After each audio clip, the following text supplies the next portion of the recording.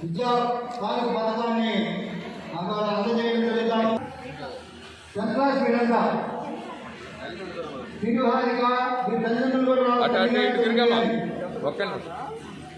Sir ఈ శైలజ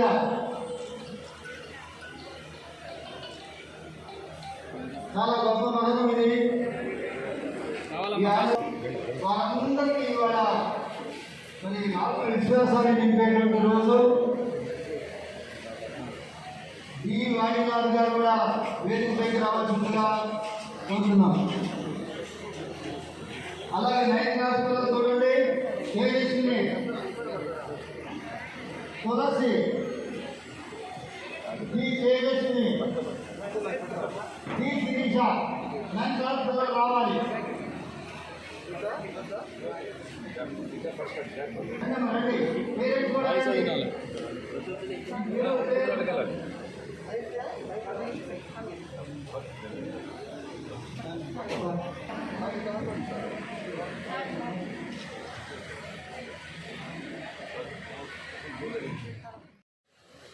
ఈ మధ్యకాలంలో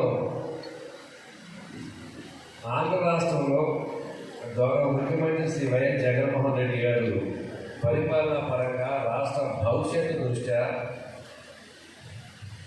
రేపటి రోజున ఏ నిర్ణయం తీసుకోబోతున్నారు, ఆ తీసుకునేటువంటి నిర్ణయం వలన ఆ రాష్ట్రానికి, ఆ రాష్ట్ర ప్రజలకు, రాష్ట్రాభివృద్ధిలో ఆ నిర్ణయం ఏ విధమైనటువంటి పాత్ర పోషిస్తుంది, ఎంతవరకు ప్రాధాన్యత ఉంటుంది అని ఆలోచిస్తూ అలాంటి నిర్ణయాలనే మన రాష్ట్రంలో మనం ఎందుకు ప్రవేశపెట్టకూడదని చెప్పేటటువంటి ఆలోచన చేస్తున్నటువంటి పరిస్థితులు భారతదేశం మొత్తం మీద ఉన్నటువంటి రాష్ట్ర ముఖ్యమంత్రులు, పరిపాలకులు. కారణం విశేషమైన ప్రజాభిమానంతో గౌరవ ముఖ్యమంత్రి శ్రీ వైఎస్ జగన్మోహన్ రెడ్డి గారి బాధ్యత చేపట్టిన తర్వాత ఈ ఆంధ్ర రాష్ట్రానికి 15 మాసాలు దాదాపు ఎదురవుతుంది. ఈ 15 మాసాల్లోనే 15 అపోసలు 16 మాసాల దగ్గర ఉంటుంది. ఎన్నికల గురించిన వాగ్దానాలు అమలు జరపడమే కాకుండా అనేక విధాలైనటువంటి విప్లవాత్మకమైనటువంటి చారిత్రాత్మకమైనటువంటి బహుశా ఆంధ్ర రాష్ట్ర రాజకీయ చరిత్రలో చిరస్థాయిగా నిలబడిపోయినటువంటి అనేక రకాలైన నిర్ణయాలు తీసుకున్నటువంటి పరిస్థితులు మనకు అనేక సందర్భాల్లో మనం మాట్లాడుతున్నాం. ఆ కార్యక్రమాలన్నీ కూడా పరిపాలనా పరంగా సచివాలయ వ్యవస్థ కానివ్వండి, వాలంటీర్ వ్యవస్థ కానివ్వండి, ఇవాళ అన్ని రాష్ట్రాల్లో కూడా ఈ కార్యక్రమం మన రాష్ట్రంలో మనం ఎందుకు పెట్టకూడదు, డెలివరీ సిస్టమ్ చాలా బాగుంది, లబ్ధిదారునికి వెంటనే ప్రభుత్వం ప్రవేశపెట్టినటువంటి పథకం యొక్క ప్రతిఫలం చెందుతుంది, చేరుతుంది అనేటువంటి ఆలోచన చేసుకున్న పరిస్థితులు.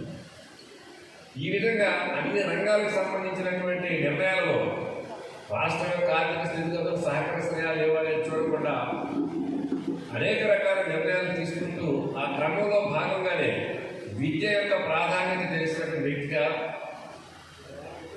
ఒక పేదరికంలో ఉన్న కుటుంబంలో ఆ తల్లిదండ్రుల యొక్క బిడ్డ మంచి విద్యావంతుడై ప్రయోజకుడైతే ఆ కుటుంబానికి ఎంతటి అండగా ఆధారంగా ఉంటాడు, రాష్ట్రానికి దేశానికి ఎంత గౌరవప్రదమైనటువంటి వ్యక్తిగా గుర్తింపు తెచ్చుకుంటాడు అనేటువంటి ఆలోచనతోటి విద్య యొక్క విశిష్టత ప్రాధాన్యత తెలిసినటువంటి వ్యక్తిగా మన ముఖ్యమంత్రి శ్రీ వైఎస్ జగన్మోహన్ రెడ్డి గారు విద్యారంగాన్ని పూర్తిగా ప్రక్షాళన చేస్తూ అనేక రకాలైనటువంటి ఆధునిక మార్పులు తీసుకొస్తూ విద్యకు ప్రధానమైనటువంటి అగ్రస్థానంలో ఇస్తున్నటువంటి అగ్రస్థానాన్ని ఏర్పాటు చేసినటువంటి పరిస్థితి.